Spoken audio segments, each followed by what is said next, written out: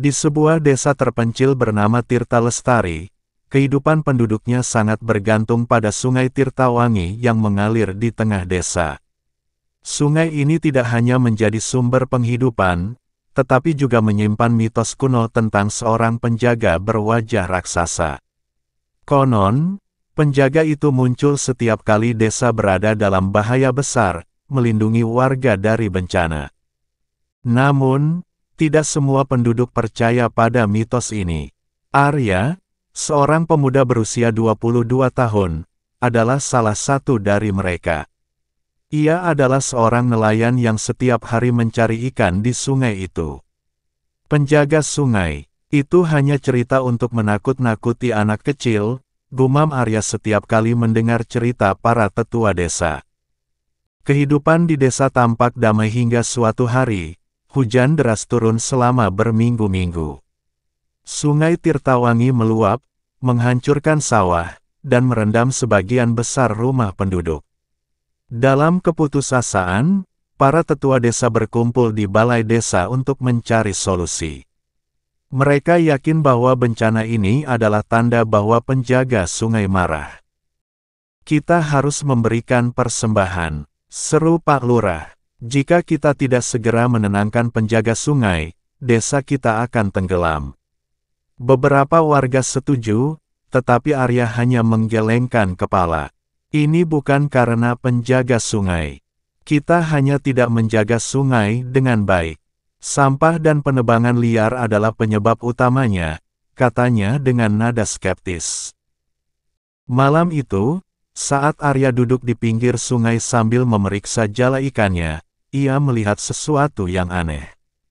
Air sungai yang biasanya jernih berubah menjadi keruh dan gelap. Tiba-tiba, ia mendengar suara gemuruh, seperti langkah kaki raksasa yang mendekat. Arya menoleh, dan di hadapannya muncul sesosok bayangan besar dengan wajah menyerupai raksasa. Arya terpaku di tempatnya. Sosok itu berdiri di tengah sungai, tubuhnya tinggi menjulang, dengan wajah yang penuh luka dan tatapan tajam. "Siapa kau?" tanya Arya dengan suara gemetar. Sosok itu menjawab, "Aku adalah penjaga sungai Tirtawangi. Mengapa kalian melupakan tugas kalian menjaga sungai ini?" Penjaga sungai itu menghilang secepat ia muncul, meninggalkan Arya yang kebingungan. Keesokan harinya, Arya menceritakan pengalamannya kepada para tetua desa. Namun, mereka hanya menganggapnya sebagai pertanda buruk. "Penjaga sungai marah. Kita harus mengadakan ritual," desak Pak Lurah. Arya tidak puas dengan jawaban itu. Ia memutuskan untuk mencari tahu lebih jauh tentang penjaga sungai. Ia mendatangi Nenek Ranti, seorang wanita tua yang dikenal sebagai penjaga tradisi desa. "Nenek, siapa sebenarnya penjaga sungai itu?" tanya Arya. Nenek Ranti menjelaskan, penjaga sungai dulunya adalah seorang prajurit bernama Jatranala yang dikutuk menjadi roh penjaga setelah ia gagal melindungi desanya dari banjir besar berabad-abad lalu. Ia terjebak di sungai ini, menjaga keseimbangan alam. Jika manusia melanggar aturan alam, ia akan muncul untuk mengingatkan. Mendengar cerita itu, Arya mulai memahami bahwa bencana yang melanda desa bukan hanya masalah alam, tetapi juga akibat perbuatan manusia. Ia menyadari bahwa dirinya memiliki tanggung jawab untuk mengubah cara penduduk memperlakukan sungai. Malam harinya, Arya memutuskan untuk pergi ke hutan di sekitar sungai Tirtawangi. Ia merasa bahwa ada sesuatu yang harus ia temukan. "Jika penjaga sungai benar-benar ada, maka aku harus berbicara dengannya," pikir Arya.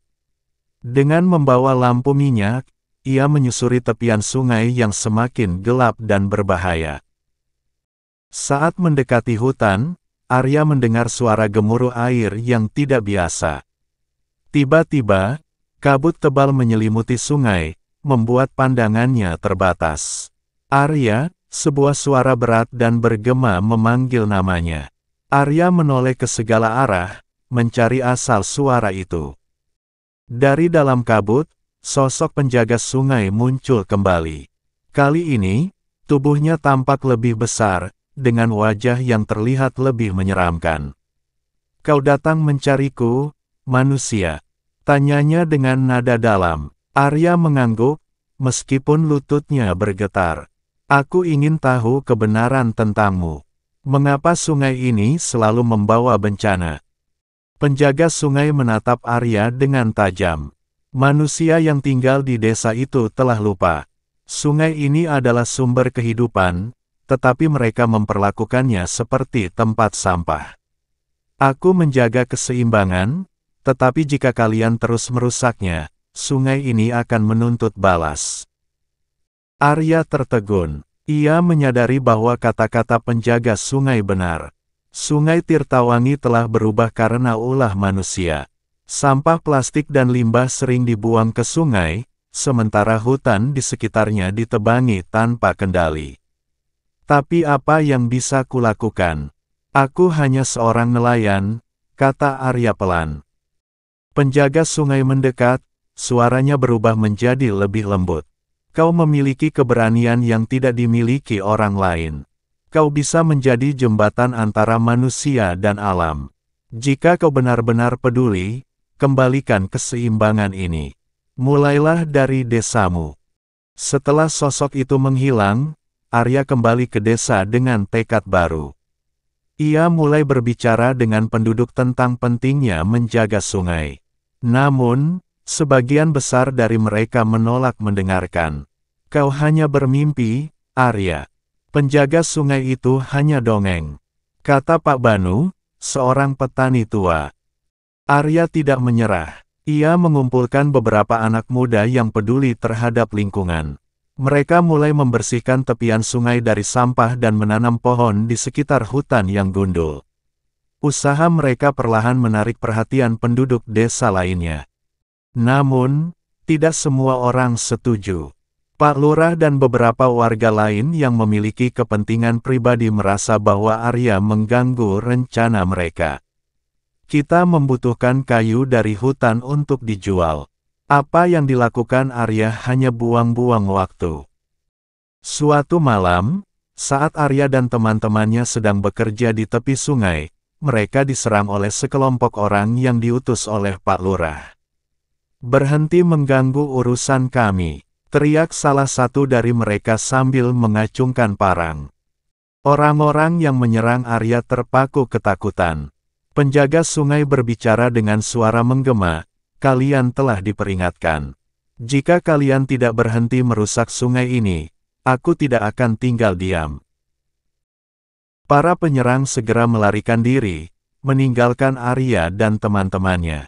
Penjaga sungai menatap Arya dan berkata, "Kau telah menunjukkan keberanian. Teruskan perjuanganmu, tetapi ingat, ini bukan tugas yang mudah."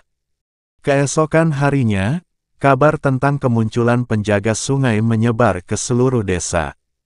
Pak Lurah dan pendukungnya mulai kehilangan dukungan, sementara Arya mendapatkan lebih banyak bantuan dari penduduk desa. Mereka bersama-sama mulai memperbaiki lingkungan sekitar sungai. Setelah berbulan-bulan bekerja keras, desa mulai berubah. Sungai Tirtawangi kembali jernih, dan banjir yang dulu sering melanda mulai berkurang. Penjaga sungai tidak lagi muncul, tetapi kehadirannya tetap menjadi pengingat bagi penduduk desa untuk menjaga keseimbangan alam. Arya kini dihormati sebagai pemimpin lingkungan di desanya. Ia menyadari bahwa perjuangannya belum selesai, tetapi ia percaya bahwa selama ada kemauan, perubahan selalu mungkin terjadi. Penjaga sungai tetap menjadi bagian dari cerita rakyat desa Tirta Lestari, bukan lagi sebagai mitos yang menakutkan, tetapi sebagai simbol perlindungan dan pengingat akan pentingnya harmoni antara manusia dan alam.